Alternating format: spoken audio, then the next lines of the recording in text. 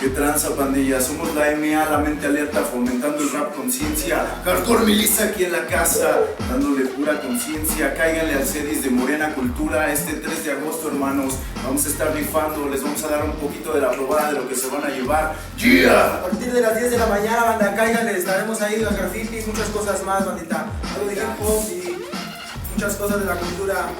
El vocablo que traigo es lo que venimos presentando, la cultura que esto es rebeldía y no va de la mano de lo violento, simplemente ya haciendo la conciencia que viene ya plasmando la inocencia, que viene transformando las mentes que vienen libres para no poder así enfermar, mentalidad que va para tener inteligencia, para poder progresar, no esto vamos, mentalidad que lo hacemos y a la derecha paso como quieran, si no pues yo me quedo.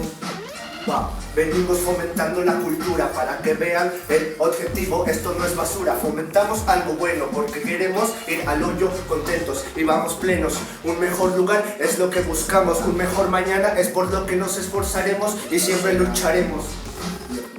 El rap real está acá, mente alerta, fomenta cultura, la bandera levantada, aquí no hay censura, invitándote a un evento donde 4 elementos estarán hip hop de corazón, que esto no va a parar, vamos a representar hasta llegar hasta adelante, flow, candente, inteligente, rap pensante. Siempre consciente, elocuente para la gente. Ya están invitados mis hermanos, cáiganle, CEDIS Cultura Morena, 3 de agosto, sí vale la pena. Yeah.